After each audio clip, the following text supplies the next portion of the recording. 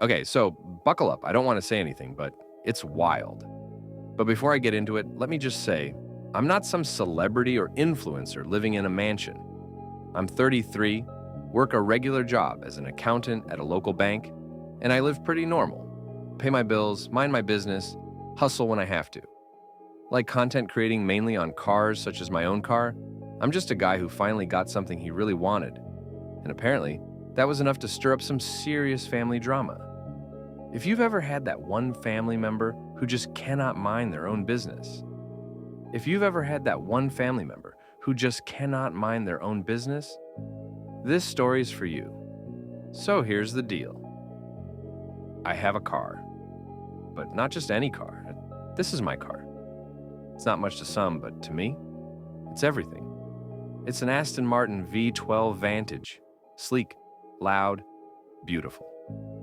The kind of car I worked my absolute butt off to get. You know how people say, that's a dream car? This was the dream. And I didn't just dream it, and I made it happen.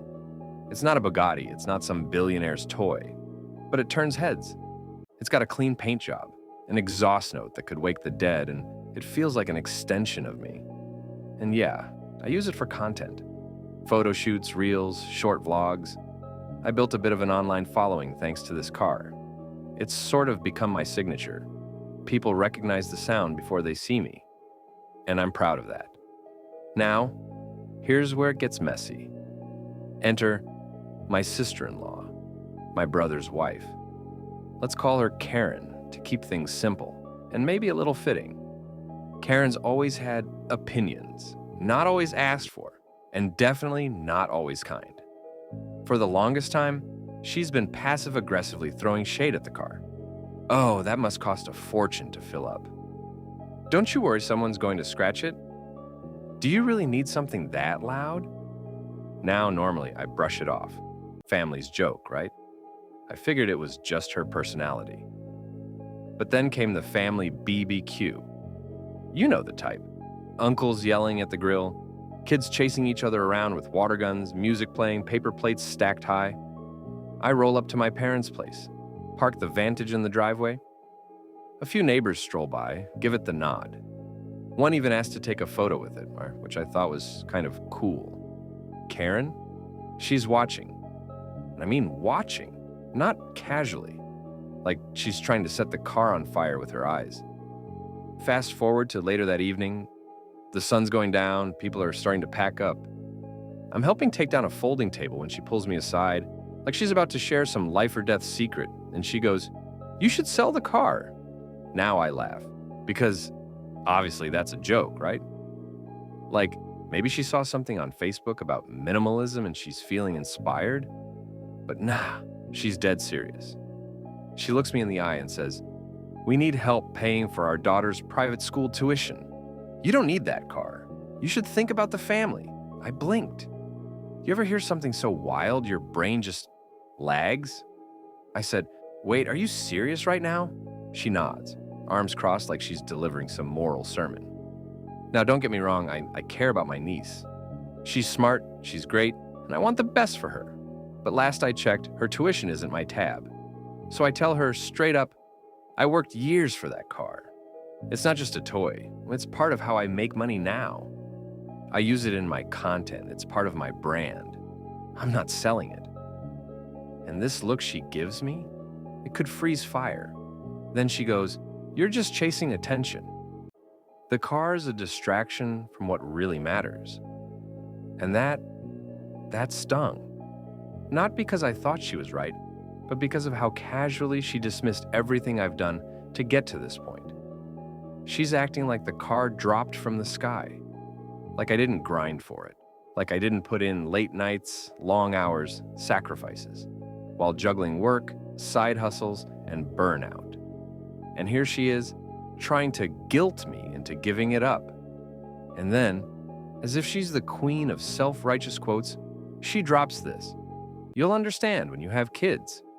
Now, I'm not even married. No kids, no plans for any time soon. So that one, just straight up unnecessary. I didn't say much after that.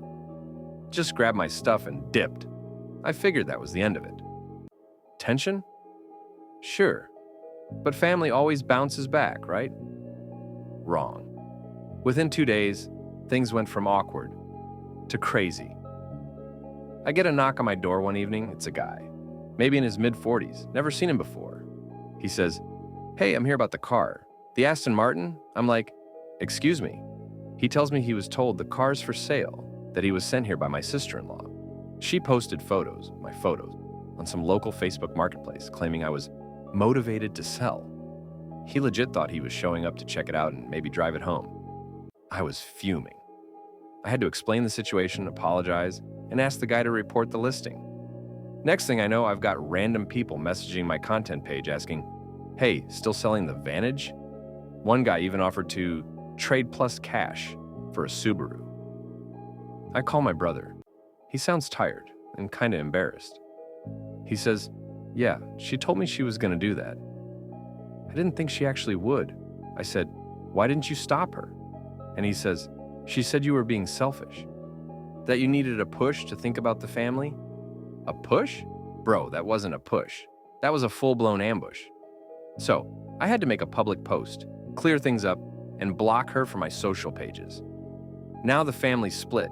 Half are like, "She crossed the line," and the other half are whispering, "But he could have helped just this once." And maybe I could have. But you don't manipulate someone into helping. You don't guilt trip or fake sell their stuff online. That car is still mine.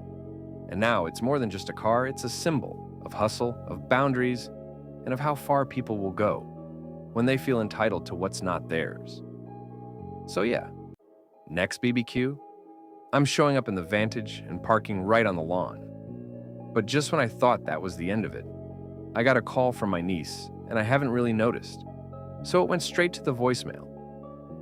After some time, I checked on it, and it simply said, "Hey, I think you should know what Mom's planning next." And that's when things really got out of control. I do not know if I should post the next part,